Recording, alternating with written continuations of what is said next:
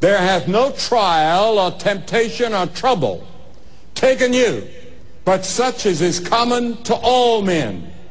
But God is faithful, who will not allow you to suffer to be tempted above that you're able, but will with the temptation or the trial also make a way to escape, that you may be able to bear it.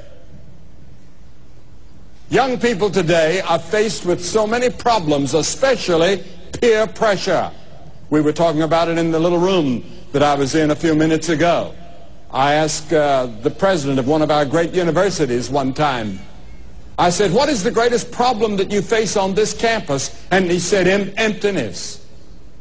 I asked the president of Concordia a moment ago as we were talking, I said, what do you think the problem would be on the campuses as you see them across America? And he had a good answer, and I think even more correct. He said it's uncertainty.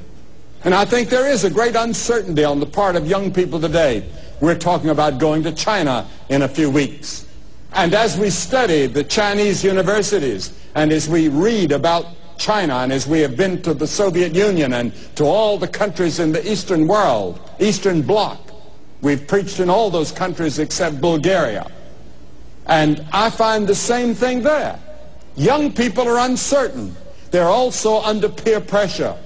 And the hardest word that young people have to say today is the little word no. Whether it's drugs, whether it's picking up a cigarette, whether it's illicit sex, whatever it is, it's the hardest word. Do you say no when the peer pressure comes? When the hormones begin to rise? When the excitement is there? Yes, we're all tempted. But there's no temptation taken you but what everybody else has had. You say, well, did Jesus have temptations like that? Of course he did. He said it says he was tempted in every point like as we are, yet without sin. Because the moment you're tempted, God provides a way to escape. There's a way out.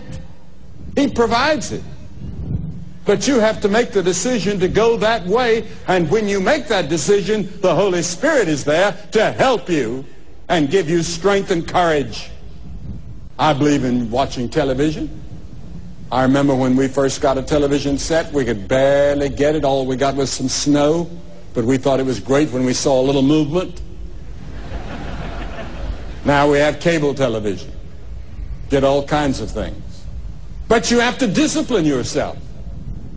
And you have to say, no, I'm not going to spend all of my time in front of that box. And in many homes, it's become the idol. It's become the God. You go into the home, and everybody's quiet and reverent. You're in front of your God, watching. And that's the way it's become. And even some of our television owners and television personalities are warning us about it and how much harm can come in spending so much time watching television.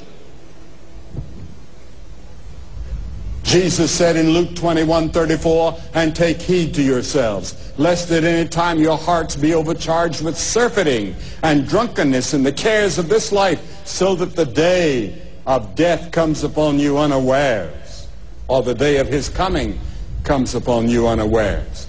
Paul said, make not provision for the flesh to fulfill the lusts thereof. Peter said, for the time past we walked in lasciviousness, lust, excess of wine, revelings, banquetings, and abominable idolatries. What about you? Do you live a disciplined life? Do you live an organized life?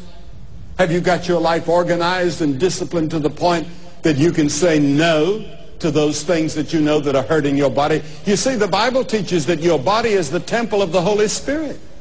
God doesn't live in a church building. God lives in you. And a group of us called the church, an assembly, make up the church. And we use the building and its facilities to meet in. And so it's a sacred building. It's a holy building. as the temple was in Jesus' day, or the synagogues were considered. But the real temple of God is your body. And yet you harm your body by the way you treat it. And then another man in the Bible, a young man that said no, that changed history, was Joseph. He was the boy that his father loved the best, apparently. And the other children became jealous and envious of him. And so they said, let's kill him. And Reuben said, his oldest brother said, no, let's put him in a pit. And we'll just leave him to die there, and Father will not know the difference. But then some Ishmaelites came along, and they said, let's sell him and make some money. And then his blood won't be on our hands. We'll let the Ishmaelites take him. So they sold him into slavery to these Ishmaelites, and they took him on to Egypt, and they sold him to a man by the name of Potiphar that was in the cabinet of Pharaoh. And he became a slave, strong, handsome. And the Genesis 39 tells us of the temptation of Joseph. And he said no, because Potiphar's wife was a beautiful woman and a sexy woman. And she came to him, and she said, Joseph, come and lie with me. Go to bed with me. I've been wanting you ever since you've been here, and now all the men are gone. My husband's away. Come with me. And he said, no, I will not do this great wickedness. Your husband has treated me well, and I would sin against my God if I did that. And she begged him, and finally she became angry.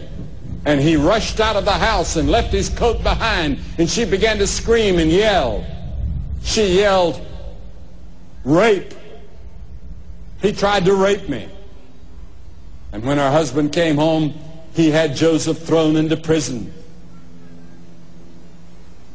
Joseph said no. But then God was with Joseph in the prison. And you all know the story of how God used Joseph and made him the prime minister of all of Egypt, and helped save again his family later on. A long story which I don't have time to tell tonight, but most of you know it, I'm sure. Now the Bible teaches that sex is not a sin.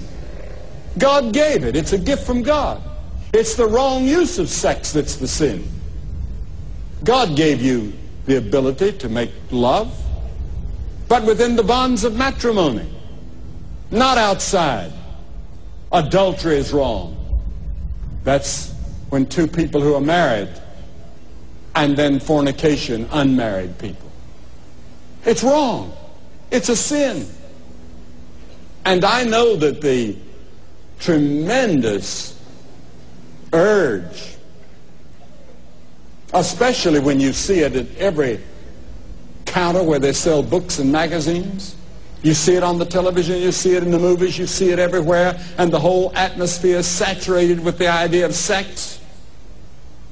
How do you say no? I don't believe young people today can say no without Christ. With Christ and with the Holy Spirit giving you supernatural power, you can say no. But I'll tell you, it's tough. But the marks of a Christian are self-control and self-discipline. Paul wrote to Timothy and said, keep thyself pure. He said, flee youthful lust, run. When that temptation comes, run. He also said, but I keep my own body under, and I bring it into subjection. What about you? What about you? What about you? What about you?